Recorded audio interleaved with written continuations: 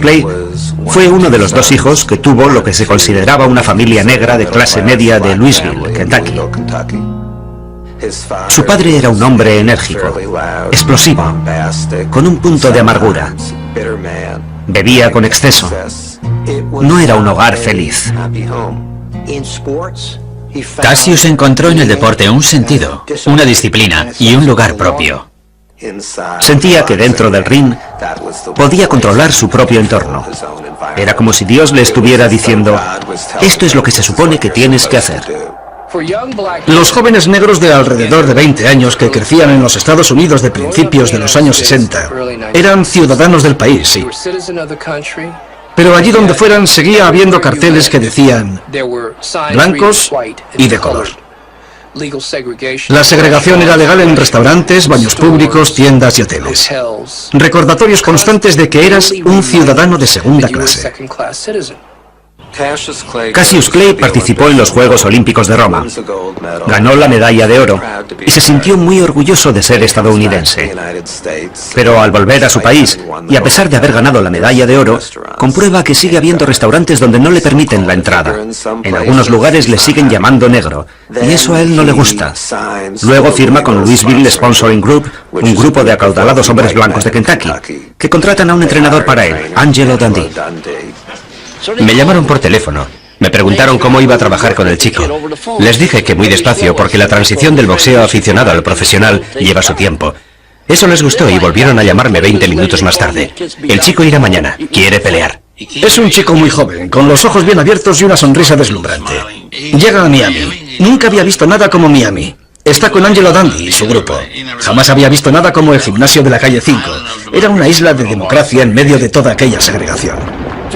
El gimnasio de la calle 5. Menudo gimnasio. Había que subir un tramo de escaleras. Algunos boxeadores, cuando se enfadaban, daban puñetazos a las paredes. Nosotros tapábamos los agujeros con carteles de combates. Era algo digno de verse. No era más que un agujero donde entrenaban boxeadores. Quienes estaban allí sentían que su único lugar en el mundo era un gimnasio de boxeadores. Para entrenarte en el gimnasio de la calle 5 necesitabas tener talento, ambición, ganas de ser alguien. Estar dispuesto a trabajar muy duro para llegar a conseguir tu meta. Y deseo de aprender de los campeones, porque cuando entrabas allí estabas con los campeones. Si alguien decía, primer asalto, necesitan un peso medio, y subías al ring, te encontrabas peleando con el campeón del mundo del peso medio. Podía tumbarte, pero tú también a él. Era un buen chico. Él quería ser boxeador. En cuanto entraba al gimnasio se le iluminaba la cara. Esa era la clase de chico que era. Cassius, how do you feel today? Pretty good. How you doing? I hear you met Don Juan today. How was it? Yeah. He wasn't too friendly. What do you have to say? He didn't even shake my hand. What are you going to do about that? Now you must fall. En el gimnasio todo el mundo le quería. Pensaban que era el mejor. Todo el mundo confiaba en él. Sabían que llegaría lejos. Well, Cassius, how do you rate yourself as a fighter? Well, I wouldn't want to do too much bragging about it, but everybody that watches me fight or everybody that has witnessed one of my bouts, they say that I am the greatest that they've ever seen. Le conseguí una habitación en el Hotel Charles, en Overtown. Overtown es históricamente el lugar de la comunidad negra de Miami. Se fundó en 1896, cuando llegó el ferrocarril a Miami y se formó la comunidad negra de la ciudad. Era un centro de cultura, educación y vida social. Todo lo que había en Harlem podía encontrarse en Overtown. Había de todo: barberías, restaurantes, 5 o 6 cines. Durante muchos años fue el corazón de la comunidad negra de Miami. El movimiento por los derechos civiles empezó en Miami mucho antes que en otras partes. En Miami hubo una manifestación contra la segregación racial en las cafeterías antes que la famosa sentada de Greensboro. Así que Miami iba un poco por delante en ese sentido. Los negros tenían su propia posición, se sentían cómodos en ella y no prestaban atención a los blancos. Y con los blancos pasaba lo mismo. Los blancos tenían sus Burdines y Jordan Marsh y sus letreros de no entre aquí. Lo llevé de compras a uno de los grandes almacenes más famosos de Miami y de todo el sur de Florida, Burdines. Tenían unas camisas muy bonitas rebajadas y había unas personas que se las estaban probando. El vendedor se acercó y nos dijo que no estaba permitido que los negros se probaran la ropa. Yo no podía creerlo. Se suponía que estábamos en una ciudad moderna. No se probará ropa en mi tienda y tampoco en ningún otro gran almacén de Miami, me dijo. En ese momento, Cassius me tiró de la manga. Hicimos una parte y me dijo, oye, yo no quiero causar ningún problema, llamarán a la policía y eso me perjudicará. Luego me dijo, vámonos, también hay buenas tiendas en el sector negro.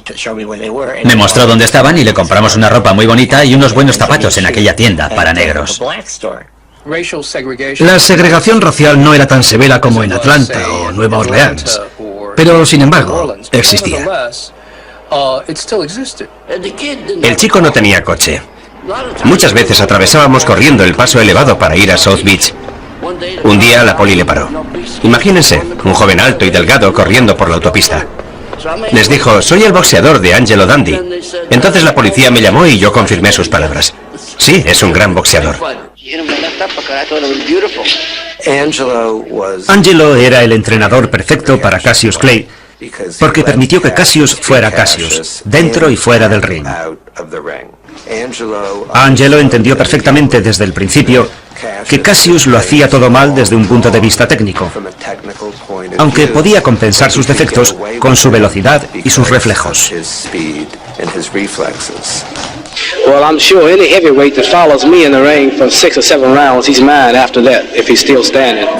Al principio, los periodistas en sus 6 primeros combates pensaron que era demasiado torpe, por la forma en la que esquivaba los golpes, por cómo soltaba las manos, por cómo se movía. Pero yo les dije que tuvieran paciencia porque iba a mejorar. Lo que más le criticaban los periodistas deportivos veteranos era su estilo tan poco ortodoxo. Se inclinaba hacia atrás para esquivar los golpes. Y todo el mundo sabe que si te inclinas hacia atrás, puedes perder el equilibrio y quedar a merced del contrincante. Se movía tanto que nunca podía armar los brazos. Solía moverse con tanta rapidez y estaba tan concentrado en todo el alboroto que se creaba a su alrededor que tardaba en demostrar que sabía golpear. Angelo intentó pulir el talento natural de Cassius Clay. Yo le hacía sentir que él lo había innovado todo, porque eso es lo que hay que hacer cuando tienes a una estrella. Yo estaba con él y le decía, haz esto, haz lo otro, y funcionó. Un día se bajó del ring y le dije, ese jab tuyo le está machacando el cuello. Le estás dando justo donde tienes que darle. Y estás doblando la rodilla perfectamente. Y al día siguiente lo hacía. Este era jab, bip, bip, bip. Lo lanzaba así, no sabía lanzar un jab así, lo soltaba. Lo llamaba el lengüetazo de la serpiente, bip, bip, y se movía. Y de pronto se quedaba quieto y sacaba la derecha. Combinaba esa velocidad con la pegada de un peso pesado. Y creó una nueva forma de boxear. Jamás habíamos visto un peso pesado como él, y no hemos vuelto a verlo. Los primeros combates fueron tan fáciles que parecían exhibiciones. Bip, bip, bip, se acabó. Incluso derrotó a Archie Moore. Era un boxeador muy inteligente y difícil de derrotar. Lo noqueó. But Archie Moore is going around popping off saying he's inventing a lip buttoner for me. See, I've earned a reputation as the Louisville lip. Well, since he's going to invent a punch called the lip buttoner, and I'm the one who usually does the popping off, but he's starting, so I cut this from 8 rounds to 4 rounds. Los medios de comunicación lo adoraban por todo lo que les daba. Les dio mucho. Siempre tenían algo que escribir. Era un genio para todo lo relacionado con las relaciones públicas. Yo me presenté un día que él estaba en la piscina. Tenía el cuerpo de un dios griego. Todo era perfecto. Era hermoso. Se puso de pie bajo el agua y adoptó la pose de boxeador. Perfecta. Y empezó a boxear. Empezó a soltar las manos. Una, otra vez. Y yo le pregunté, ¿por qué haces eso? Oh, me dijo, un viejo boxeador me ha dicho que si boxeas dentro del agua haces mucho ejercicio. Más tarde se le dibujó en el rostro esa sonrisa pícara que tenía y me guiñó el ojo. Y yo pensé, oh Dios, se lo ha inventado. Se inventaba ese tipo de cosas. Se le ocurría una idea y la llevaba a la práctica. Pero lo importante de aquel día es que yo fui a sacarle unas fotos y le saqué unas fotos buenísimas. Vio la publicidad que conseguía. ¿Y qué representaba la publicidad? Una presencia cada vez mayor en los medios de comunicación. Cassius Clay.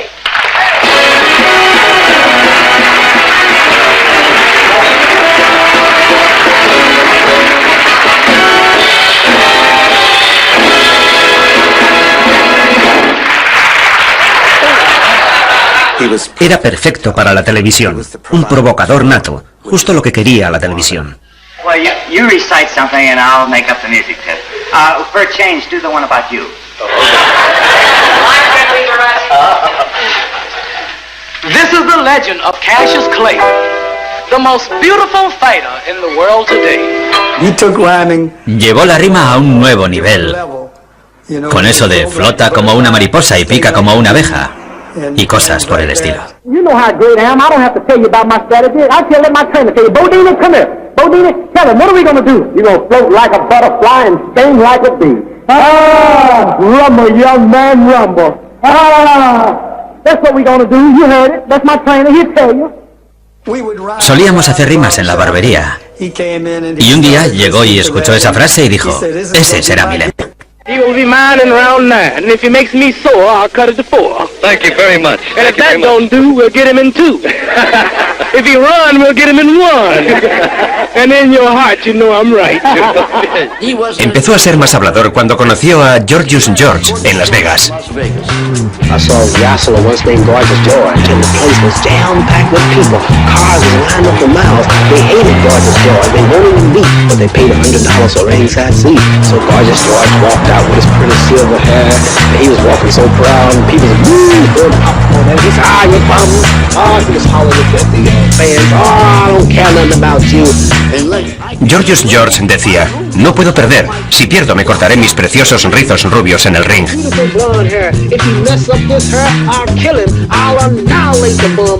Pero yo no puedo perder, soy el más grande. So I got this from Gorgeous George. I said, this is a good idea. Look, he's getting rich. So I started talking. I am the greatest. I cannot be beat. I'm too pretty to be a fighter. What he's doing is Lo que hace es tomar la cultura americana, las tendencias que están de moda en esos años, e inventar algo llamado Cassius Clay, el más grande. Es una creación personal. Es algo muy americano. Y Cassius Clay, Muhammad Ali, es a mi entender por encima de todo uno de esos personajes americanos inventados a sí mismos. Cassius Clay entendió que nosotros solo queríamos tener algo que poder contar. Lo que queremos es que nos des una noticia. Mientras tú nos des una noticia, podrás manejarnos. Tendremos que escribir sobre ti. Y Cassius Clay era capaz de crear la noticia. Era él quien escribía el guión. El gimnasio de la calle 5 era una especie de imán para la gente. Todo el mundo quería ver a este chico porque era algo nuevo, algo brillante. El gimnasio de la calle 5 se convirtió en el lugar al que todo el mundo quería ir. El mundo era su escenario, fuera a donde fuera lo convertía en su escenario. Miami fue simplemente el telón de fondo de sus actuaciones. Todo el mundo quería venir a Florida. La gente venía de Nueva York y de California para disfrutar del sol y de la diversión.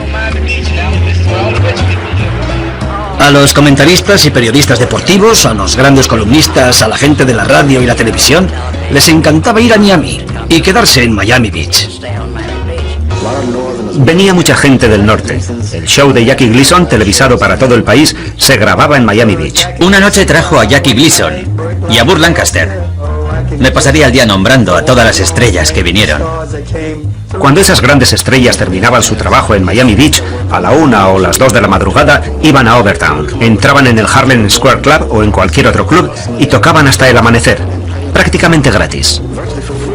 En esos lugares había mucha gente. No pasaron ni 2 segundos antes de que la gente del gueto dijera: dejadle en paz, será el campeón del mundo de los pesos pesados. No le ofrezcáis chicas, no le ofrezcáis alcohol, no le invitéis a una copa, no le ofrezcáis marihuana, él no fuma. El chico vivía en Overtown, donde pudo haberse dado al juego y a todo lo demás, pero se abstuvo. Al principio de su carrera hubo mucha gente que pensaba que era gay. Por amor de Dios. Había un montón de chicas a su alrededor, pero lo suyo era centrarse, no hacía tonterías. El boxeo era un imán para las emociones y la identidad racial. La gente pensaba, este es uno de los nuestros, y se identificaba estrechamente con los boxeadores. Era un ídolo. A cada paso que daba, era seguido por un montón de niños. Siempre tenía tiempo para los niños. Había noches en las que proyectaba películas para la comunidad. Generalmente combates de Cassius Clay y Muhammad Ali. Al aire libre, en el césped, en uno de esos proyectores antiguos. Sacaba unas sillas de tijera y los niños se sentaban en la hierba. 20 o 30 personas de la comunidad, la mayoría niños, se reunían a ver películas de combates las noches de los viernes o sábados. Era algo muy especial.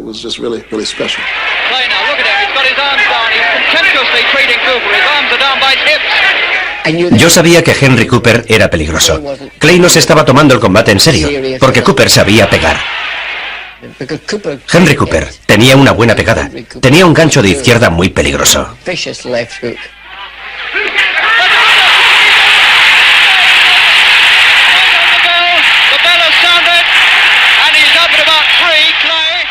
Le alcanzó y le tumbó.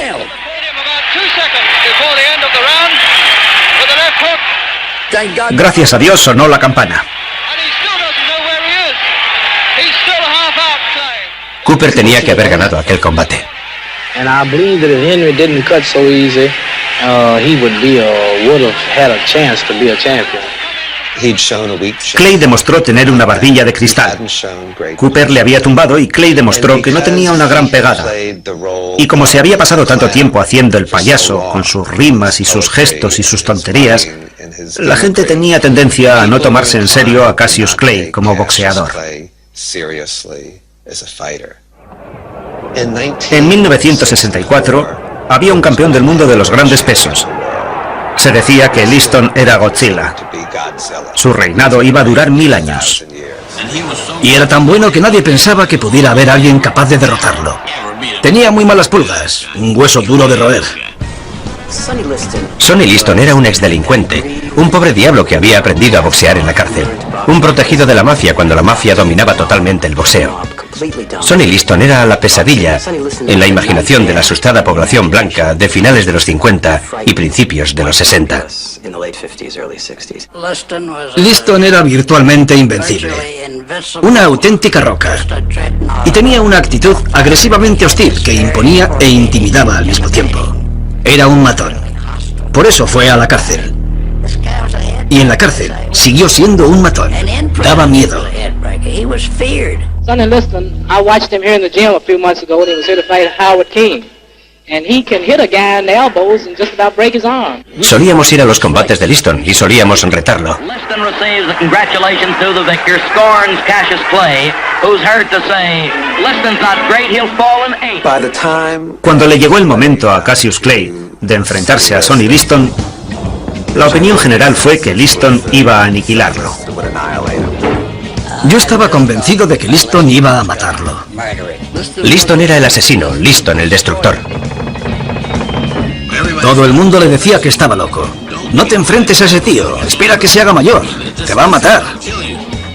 Pensaban que iba a machacar a mi chico. Cassius Clay pensó que tenía que hacer algo para quitarse presión, y no se le ocurrió otra cosa que hacer bromas a costa de Sonny. Unas bromas insultantes y degradantes. Un día le arengó con unos altavoces en su campo de entrenamiento. ¡Sal de ahí, oso feo! Y eso que estaba en su casa. No sé si todo aquello era necesario para que Cassius Clay mantuviera su confianza. No hacía más que hablar de lo que iba a hacer con él cuando se subiera al ring. Aquel oso viejo, feo y grande. Y creo que Liston pensaba que aquel tío que hablaba tanto no estaba bien de la cabeza. Sonny no lo entendía. Dijo, ¿qué le pasa a ese chico? Todo el mundo debería tenerme miedo. Yo podría matar a cualquiera. Si le pillara en un callejón, le mandaría a casa en una caja.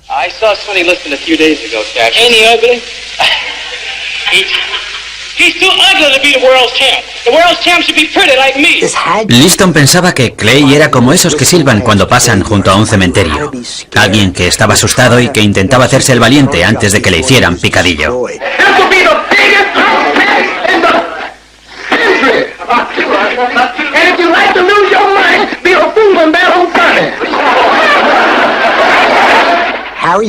Harry Benson, el gran fotógrafo, había preparado una sesión fotográfica de los Beatles con Cassius Clay. Pero los Beatles dijeron que no querían posar con él. John Lennon dijo, no conozco a ese tío. Es un bocazas y va a perder. Trae al otro, al que va a ganarle. Trae a Sonny Liston. Queremos estar con el campeón. Y de pronto se abren las puertas del vestuario. Es Cassius Clay. ¡Hola, Beatles! Y luego salieron con él, como si fuera una excursión del colegio. Le siguieron hasta el gimnasio. Los puso en fila. Le pegó al primero y cayeron todos como fichas de dominó. Siempre habían sido divertidos, eran unos tíos divertidos. Pero él era mejor que ellos, era más divertido. En los años 60 aún no se había desarrollado el concepto de publicidad, ni había estallado el fenómeno de la música pop. Fue un periodo de cambios casi revolucionarios en la vida norteamericana, en su conciencia y en las relaciones entre la gente y las razas. En abril y mayo de 1963 se dio la movilización urbana más importante en la lucha contra la segregación en el sur, y tuvo lugar en Birmingham. Encarcelaron a King y a miles de personas más. En septiembre de 1963 se cometió el atentado contra la iglesia baptista de la calle 16. Asesinaron a 4 niñas negras. El mes anterior se había celebrado la marcha a Washington de 250.000 estadounidenses negros y blancos para presionar a la administración de Kennedy para que el Congreso adoptara la legislación de los derechos civiles.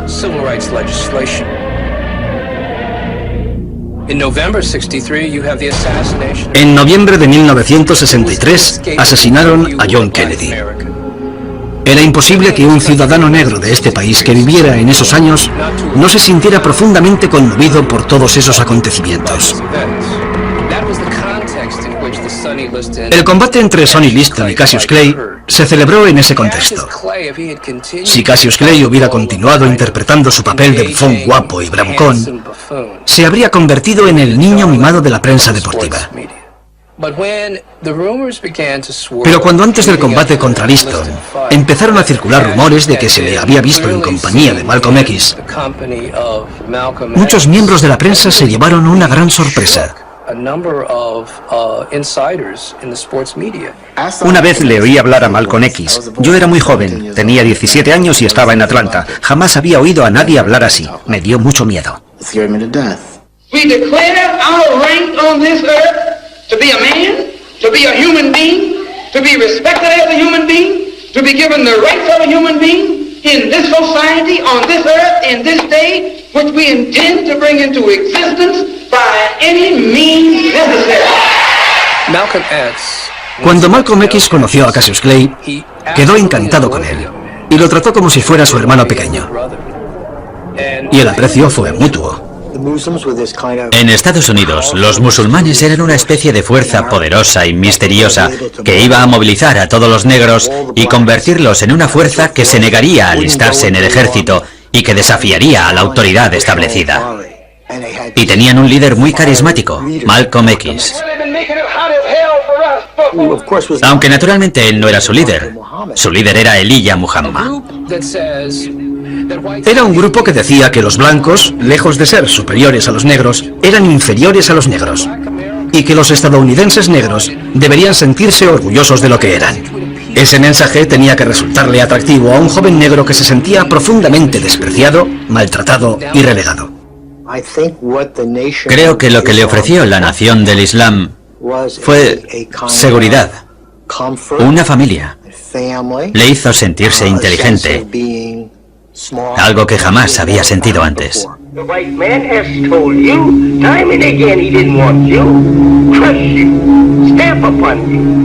El tema religioso se le derritió en las manos. Le dijeron justo lo que quería oír. Consiguieron que ingresara en su organización y se llevaron una perla. Hasta ese momento los musulmanes negros estaban muy desacreditados. Era gente que iba a la cárcel, salía de la cárcel y continuaba con su carrera criminal, solo que ahora bajo el amparo de la religión. Seguían siendo unos delincuentes, pero ahora eran musulmanes. Parecían limpios, agradables y decentes y vestían de traje, pero te abrían la cabeza si no les seguías el juego. Tenía que mantener en secreto su creciente interés por la nación del Islam. Los promotores se enteraron poco antes del combate y estuvieron muy cerca de suspenderlo. Tenían miedo de que si se hacía público que Clay estaba en sintonía con Malcolm X y con la nación del Islam, no asistiera nadie, que su imagen acabara más manchada de lo que ya lo estaba. Porque había mucha gente a la que no le caía bien. Era un fanfarrón arrogante, un engreído. Lo que se decía de él era que se le habían subido los humos. Así que lo mantuvieron en secreto. It's the morning of February 25th, the day of the big fight. Now we'll see the craziest weigh-in in all boxing history. Tradicionalmente, el pesaje anterior a un gran combate solía ser una ceremonia breve. Pero a Cassius Clay le pareció totalmente normal forzar la situación y convertir el pesaje en un gran acontecimiento en sí mismo. Gritos, alaridos. Parecía que estuvieran locos. Calma, es solo el pesaje. No callaron en ningún momento.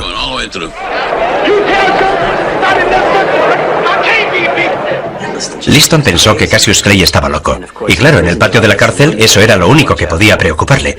Tienes que evitar pelearte con un tío que esté loco. Y creo que eso le asustó.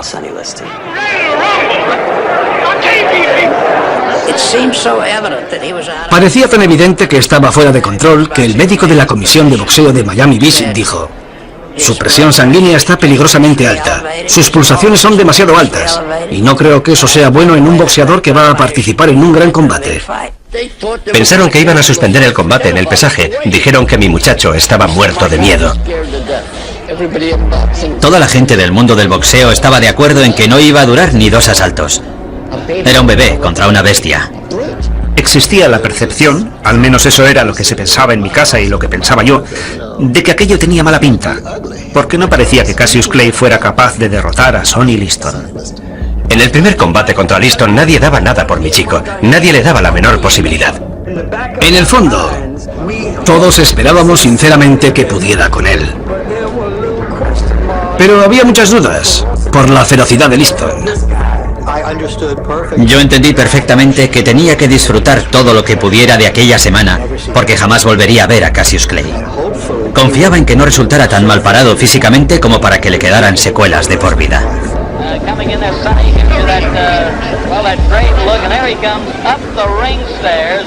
Cuando Liston hizo su aparición parecía un monstruo. Era como King Kong, un tío enorme.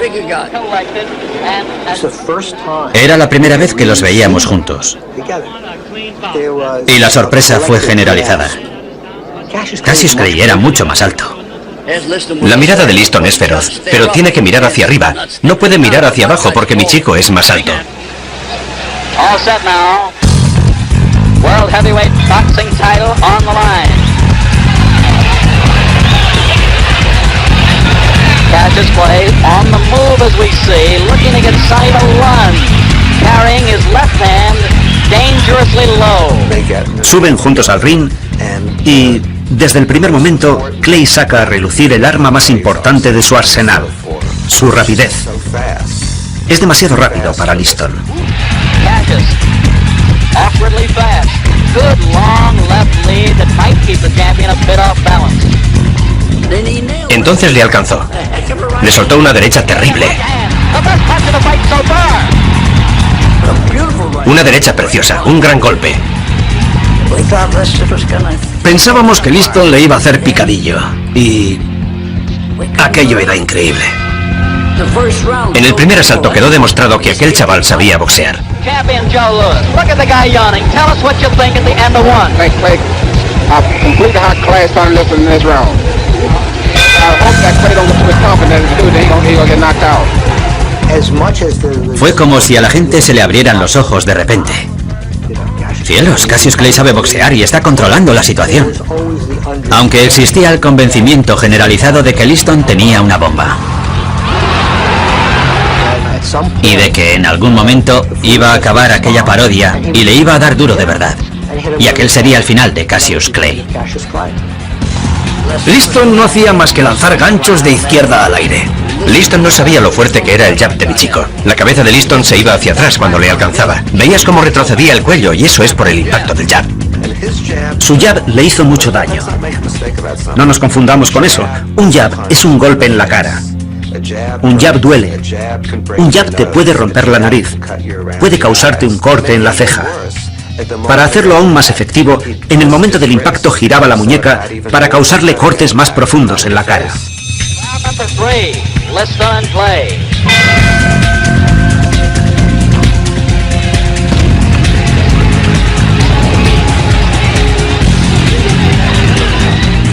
Cassius Clay le alcanza con un 1-2. Y de pronto, los pómulos de Liston empiezan a hincharse.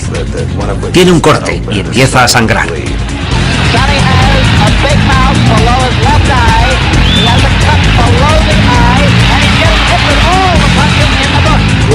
Liston estaba sangrando. Era asombroso. Pero ese fue el mejor asalto de Liston. Se echó hacia adelante y empezó a acorralar a mi chico.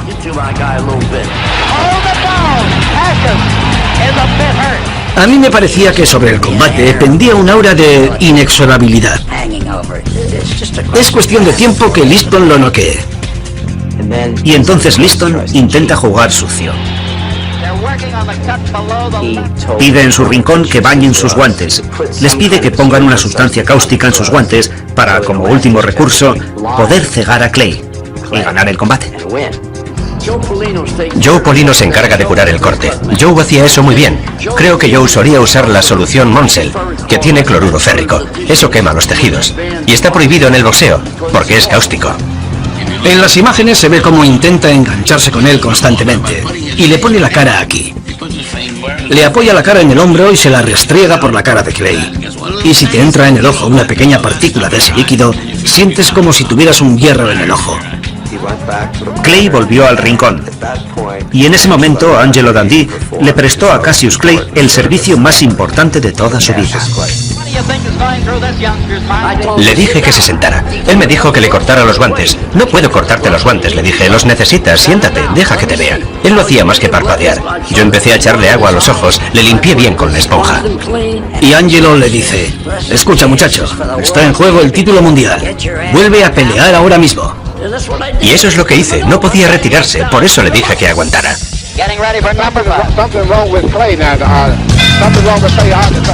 No podía ver.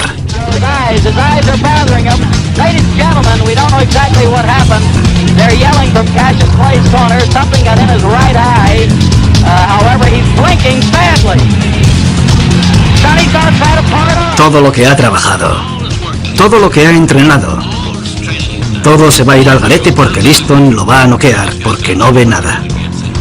Solo le dije una cosa: corre. Y gracias a Dios corrió durante medio asalto.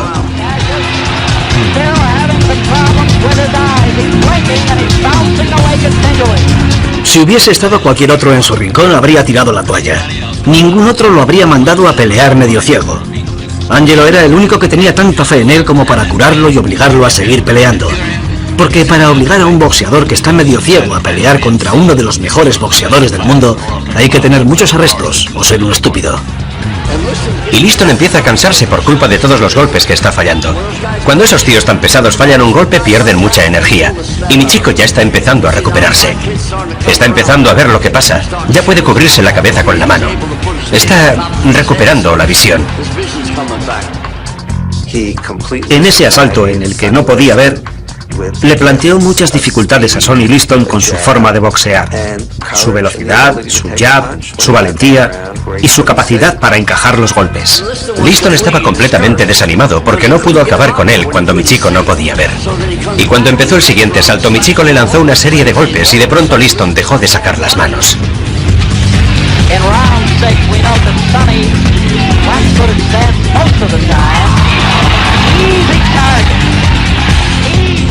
Liston se había quedado sin gasolina, estaba física y emocionalmente agotado. Liston mostró la valentía de un matón que, en mi opinión, carece totalmente de valor.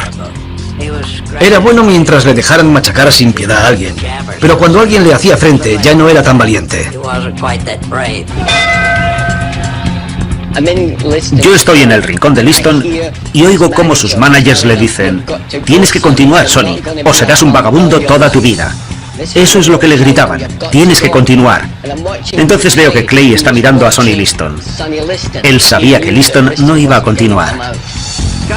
Quien se da cuenta es él, porque está de pie mirando al rincón de Liston y sabe que el combate ha terminado. El combate ha terminado. Fue una auténtica sorpresa. Yo diría que para el 99% de los aficionados al boxeo. Y naturalmente Cassius Clay empezó a dar vueltas por el ring gritándole a la prensa: comeos vuestras palabras. Clay se dirige hacia los periodistas que estamos en las localidades de la prensa. Os lo dije, intenté decíroslo y no me escuchasteis. ¿No os lo creéis ahora? ¿No os lo creéis ahora? Estaba como loco. I must be the greatest. I told the world. I talk to God every day. If God's with me, can't nobody be against me. I shook up the world. I told God. Lo consiguió, le salió bien. Hasta los grandes periodistas deportivos se quedaron mudos después de ver aquello. I am the king of the world. Hold it. I'm pretty. Hold it, you're not that pretty. I'm a bad man. I shook up the world. I shook up the world. Fue una actuación brillante de un joven que esa noche se ganó su prestigio como boxeador profesional.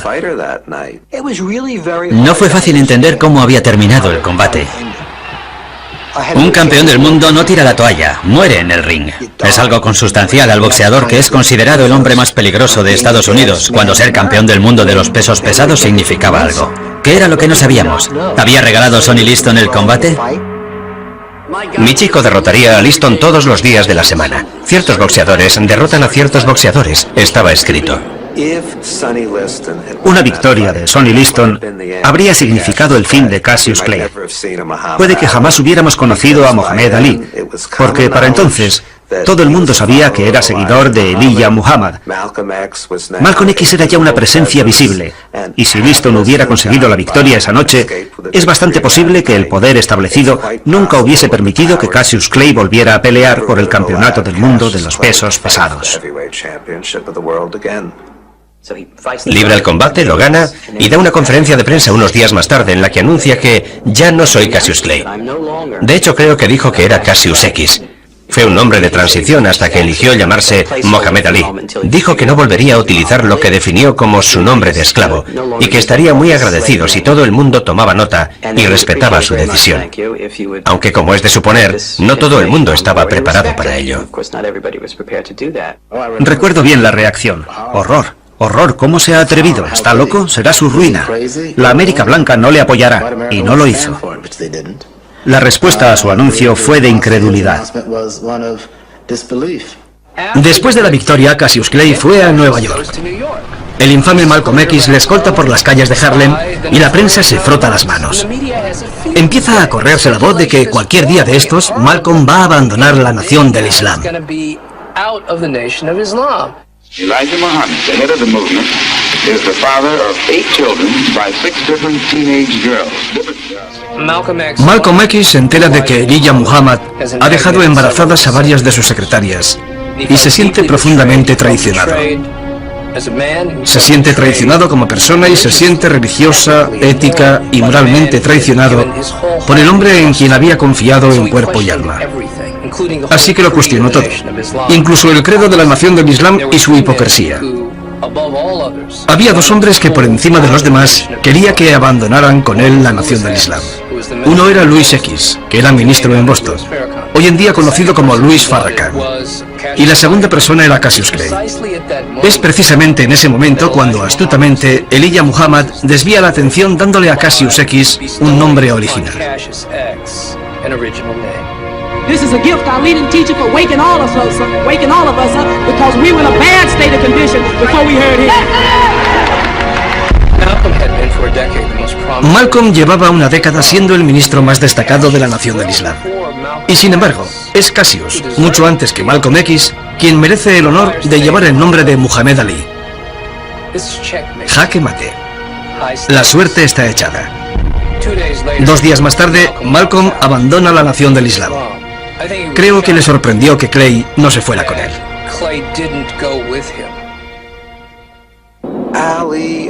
Con el paso del tiempo, Ali empezó a entender que era grande, que era importante, que su persona causaba un impacto en la gente. La primera vez que se sintió verdaderamente grande fue cuando viajó a África después de ganar el título de campeón del mundo de los grandes pesos. Descubrió que allá donde fuera, la gente se agolpaba en las carreteras a su paso. La gente salía de la selva para verle. Y por primera vez, descubrió que su fama no se limitaba a Louisville, Miami Beach o Estados Unidos. Él representaba algo, no estaba seguro qué, pero sabía que representaba algo para la gente fuera de su país. Al primero que se le ocurrió y el primero que planteó la idea de que Muhammad Ali viajara a África fue a Malcolm X. Así que a Malcolm debió de dolerle muchísimo estar fuera del Hotel Ambassador de Accra, encontrarse con Muhammad Ali y que este no le hiciera caso. Cuando hacía apenas unos meses, ambos se habían abrazado como hermanos. Malcolm se siente vulnerable y solo. Lo asesinaron el 21 de febrero de 1965. Malcolm X and anybody else who talks about attacking Elijah Muhammad will die. No man can oppose the messenger of Almighty God verbally or physically and get away with it. Cuando le hice una visita como periodista, Ali sacó de su maletín una fotografía de él con Malcolm X. Me dejó muy claro que llevaba aquella foto como una suerte de talismán, en recuerdo de un error terrible que había cometido en su vida. El error había sido dejar de lado a Malcolm X siguiendo instrucciones de la nación del Islam. Se había comportado muy mal con su amigo y mentor, algo que lamentó toda su vida.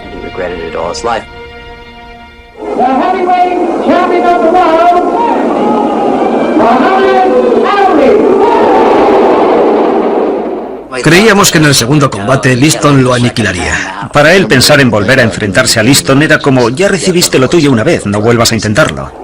The champion says a prayer in his corner. Clay takes the lead at the start. ¡Bum, bum! Le colocó una combinación 1-2 nada más empezar. Era algo que habíamos planeado con antelación, colocarle enseguida un par de buenas manos, para que se acordara del otro combate. Estoy preparando la cámara y de pronto Liston está en la lona.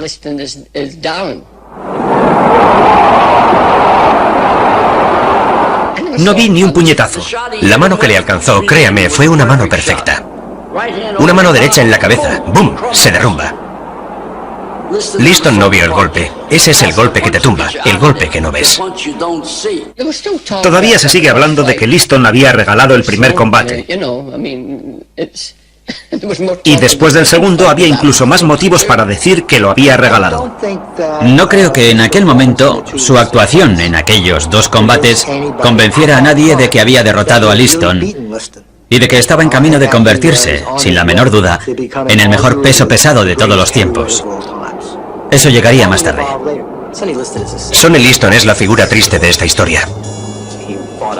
Siguió peleando para ganar todo el dinero que pudo, y lo hizo bien.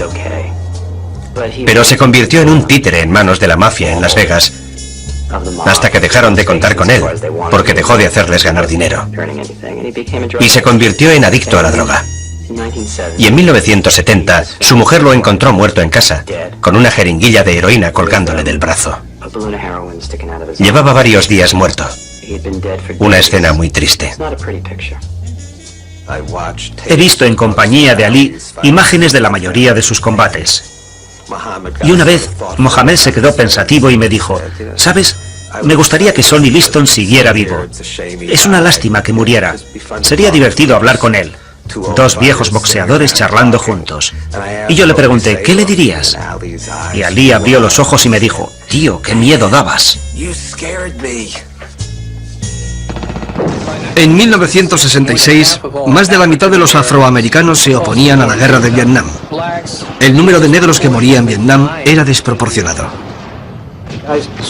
Yo había pensado hacer un reportaje sobre Ali mientras se preparaba para un combate. Ali había alquilado un bungalow de cemento en Miami y salió de allí encolerizado. Acababa de recibir una llamada de un reportero de Associated Press que quería conocer su reacción al hecho de que su oficina de reclutamiento de Louisville había cambiado su clasificación a 1A, lo que significaba que teóricamente podían reclutarlo. Ali estaba furioso y su primera reacción fue, ¿por qué a mí? Why me, the heavyweight champ of the world, and ranking me as 1A without testing me in no way? I just can't understand it, and I'm trying to figure it out. Why is this me? Le hicieron un montón de entrevistas. ¿Qué te parece lo que te han hecho? ¿Sabes dónde está Vietnam? Claro que sé dónde está Vietnam.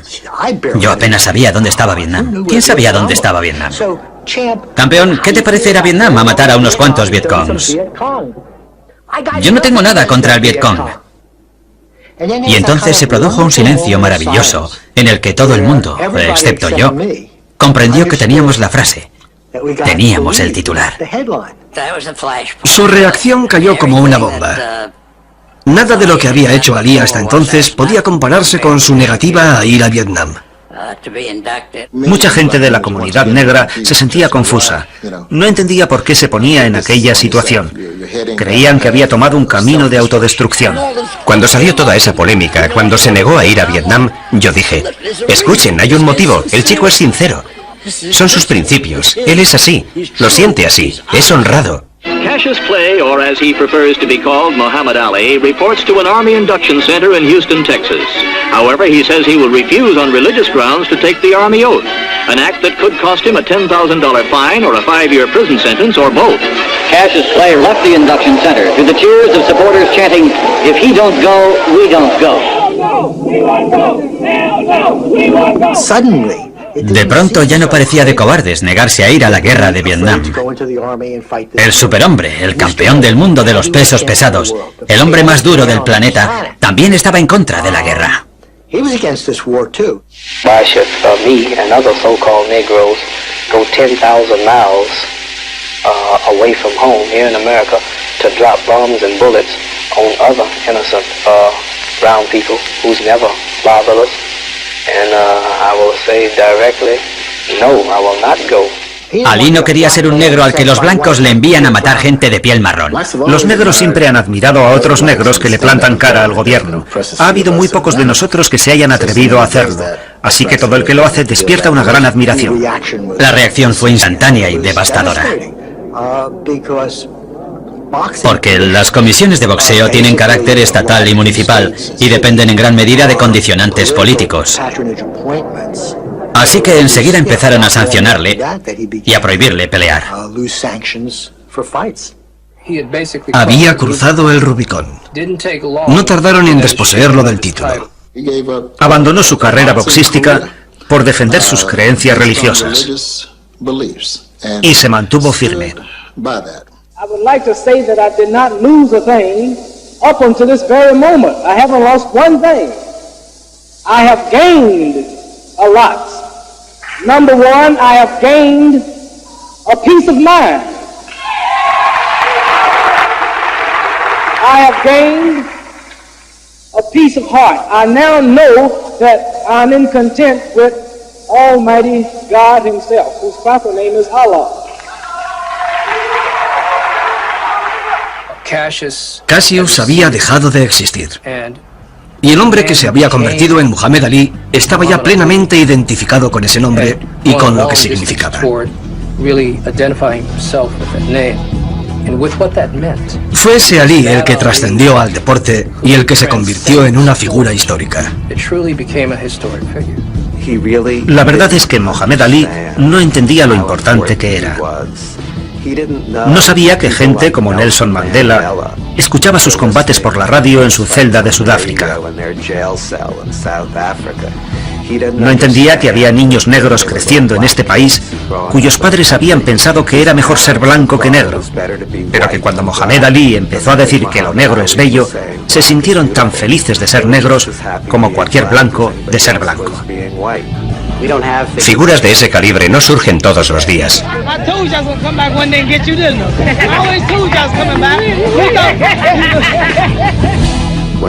Cuando derrotó a George Foreman para recuperar el título de campeón del mundo de los pesos pesados, se sintió feliz. Fue un momento glorioso para él. Fue la victoria dentro de un ring que más significó para él. Pero una de las épocas más felices e intensas de su vida fue el periodo de Miami. Era joven, era guapo, era rápido. Nadie podía derrotarlo. Estaba en su mejor momento, y ese es el Ali del que se enamoró mucha gente. Es divertido pensar que formaste parte de algo tan inusual en el deporte. Nadie ha hecho lo que hizo Ali en el boxeo. Nadie. Pienso que lo que creó es maravilloso. Y no solo en el mundo del boxeo, sino como ser humano. A la gente le motiva lo que hizo este muchacho. A mí no me sorprende, porque siempre supe que había mucha grandeza en aquel chico, más de la que podía ver la gente. Un gran ser humano, el rostro más reconocible del universo. Así de claro.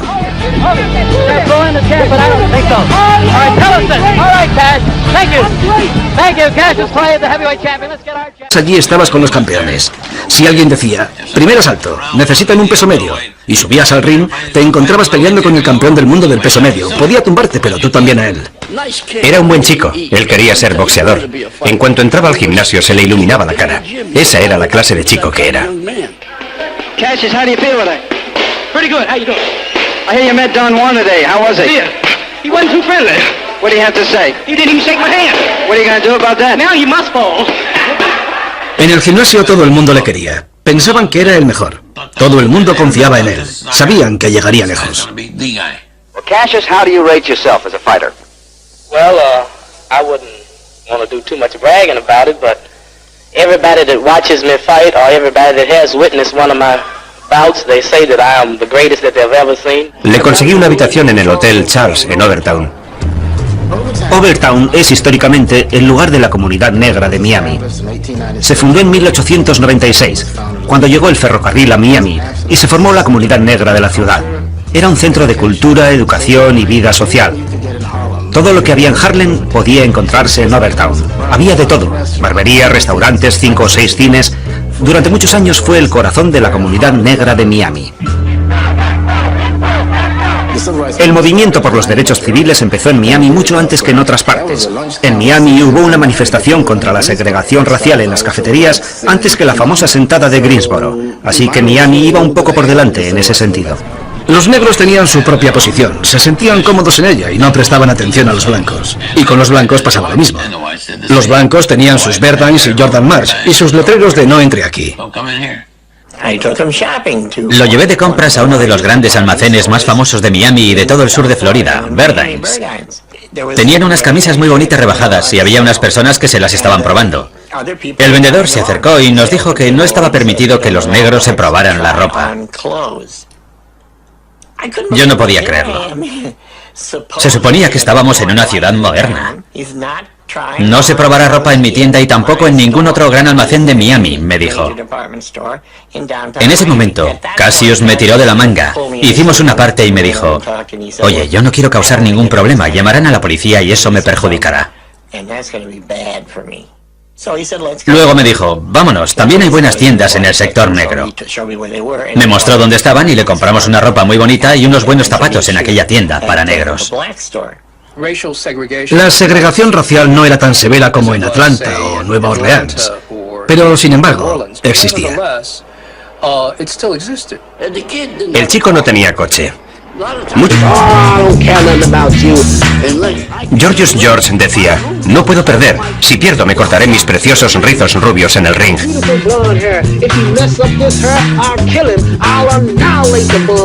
Pero yo no puedo perder, soy el más grande. So I got this from Gorgeous George. I said, this is a good idea. Look, he's getting rich. So I started talking. I am the greatest. I cannot be beat. I'm too pretty to be a fighter. What he's doing is Lo que hace es tomar la cultura americana, las tendencias que están de moda en esos años, e inventar algo llamado Cassius Clay, el más grande. Es una creación personal. Es algo muy americano.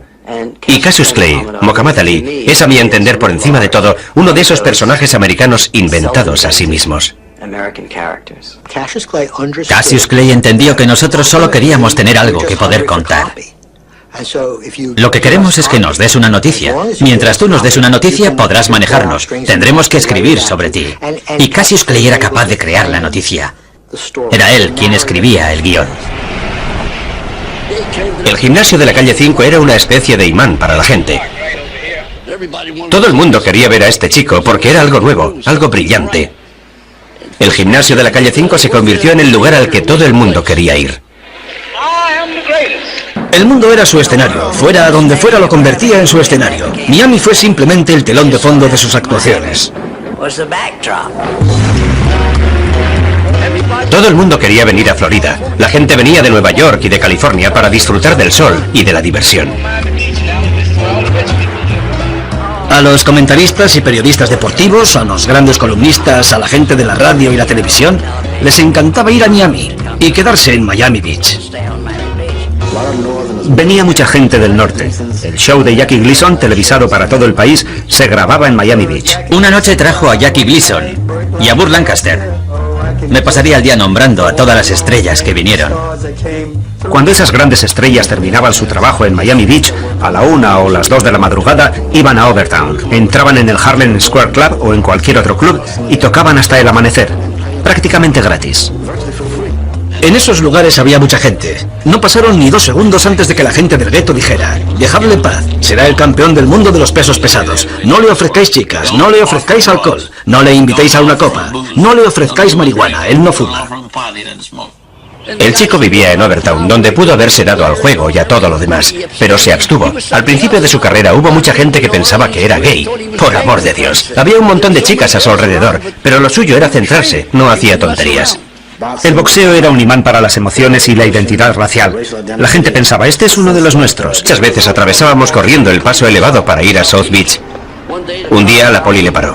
Imagínense, un joven alto y delgado corriendo por la autopista. Les dijo: soy el boxeador de Angelo Dundee. Entonces la policía me llamó y yo confirmé sus palabras. Sí, es un gran boxeador. Angelo era el entrenador perfecto para Cassius Clay, porque permitió que Cassius fuera Cassius, dentro y fuera del ring. Angelo entendió perfectamente desde el principio que Cassius lo hacía todo mal desde un punto de vista técnico, aunque podía compensar sus defectos con su velocidad y sus reflejos. Well, I'm sure any heavyweight that follows me in the ring for 6 or 7 rounds, he's mine after that, if he's still standing. Al principio, los periodistas en sus 6 primeros combates pensaron que era demasiado torpe, por la forma en la que esquivaba los golpes, por cómo soltaba las manos, por cómo se movía. Pero yo les dije que tuvieran paciencia porque iba a mejorar. Lo que más le criticaban los periodistas deportivos veteranos era su estilo, tan poco ortodoxo. Se inclinaba hacia atrás para esquivar los golpes. Y todo el mundo sabe que si te inclinas hacia atrás, puedes perder el equilibrio y quedar a merced del contrincante. Se movía tanto que nunca podía armar los brazos. Solía moverse con tanta rapidez y estaba tan concentrado en todo el alboroto que se creaba a su alrededor que tardaba en demostrar que sabía golpear. Angelo intentó pulir el talento natural de Cassius Clay. Yo le hacía sentir que él lo había innovado todo, porque eso es lo que hay que hacer cuando tienes a una estrella. Yo estaba con él y le decía: haz esto, haz lo otro, y funcionó. Un día se bajó del ring y le dije: ese jab tuyo le está machacando el cuello. Le estás dando justo donde tienes que darle. Y estás doblando la rodilla perfectamente. Y al día siguiente lo hacía. Este era jab, bip, bip, bip. Lo lanzaba así, no sabía lanzar un jab así, lo soltaba. Lo llamaba el lengüetazo de la serpiente, bip, bip, y se movía. Y de pronto se quedaba quieto y sacaba la derecha. Combinaba esa velocidad con la pegada de un peso pesado. Y creó una nueva forma de boxear. Jamás habíamos visto un peso pesado como él, y no hemos vuelto a verlo. Los primeros combates fueron tan fáciles que parecían exhibiciones. Bip, bip, bip, se acabó. Incluso derrotó a Archie Moore. Era un boxeador muy inteligente y difícil de derrotar. Lo noqueó. But Archie Moore is going around popping off saying he's inventing a lip buttoner for me. See, I've earned a reputation as the Louisville Lip. Well, since he's going to invent a punch called the lip buttoner, and I'm the one who usually does the popping off, but he's starting, so I cut this from 8 rounds to 4 rounds. Los medios de comunicación lo adoraban.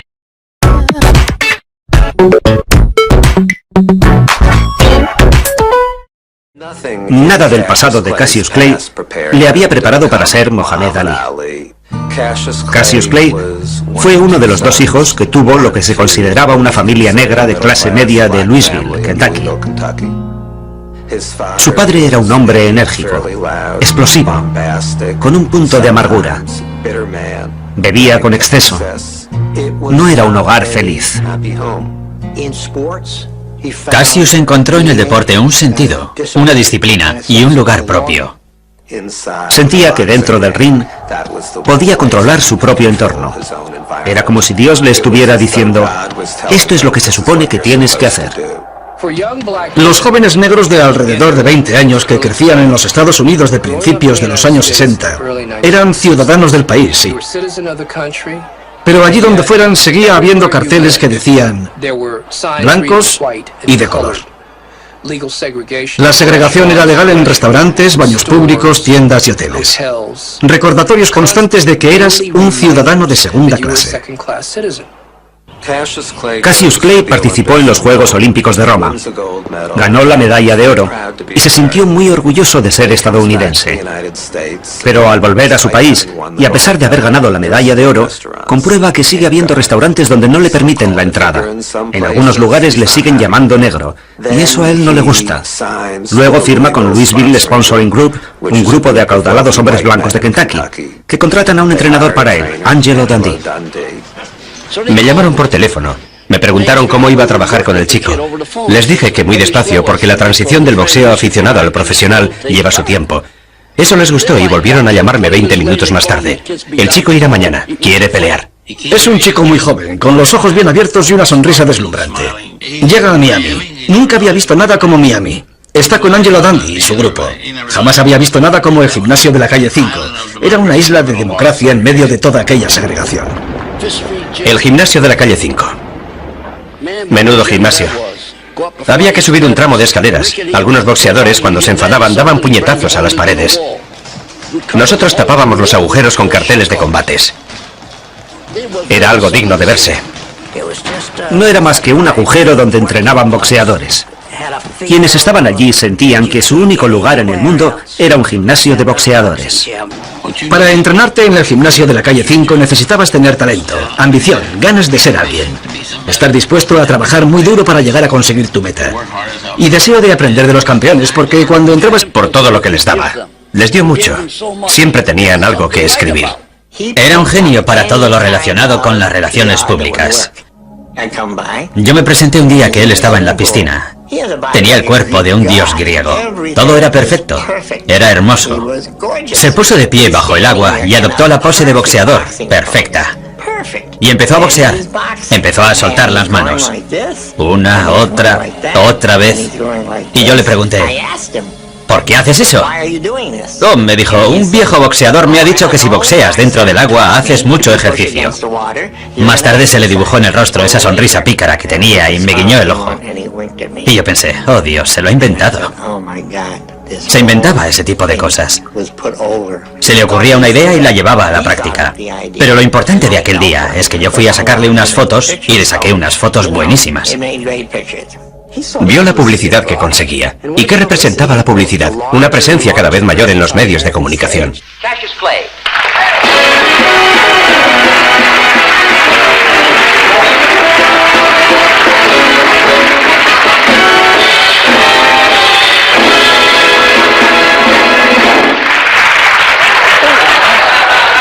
Era perfecto para la televisión, un provocador nato, justo lo que quería la televisión.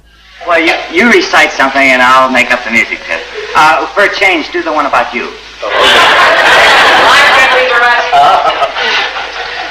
This is the legend of Cassius Clay, the most beautiful fighter in the world today. Llevó la rima a un nuevo nivel.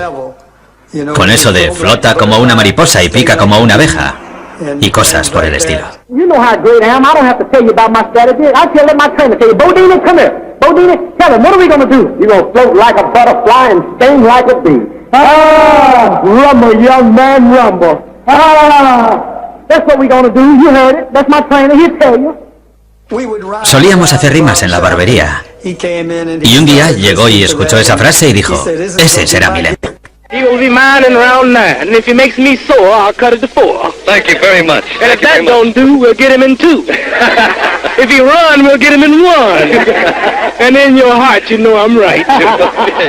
Empezó a ser más hablador cuando conoció a Georgius George en Las Vegas. I saw Yasala once named Gorgeous George, and the place was jam-packed with people. Cars was lined up the miles. They hated Gorgeous George. They won't even meet, but they paid $100 for a ringside seat. So Gorgeous George walked out with his pretty silver hair. And he was walking so proud, and people was, woo, throwing popcorn at him. He said, ah, you bum.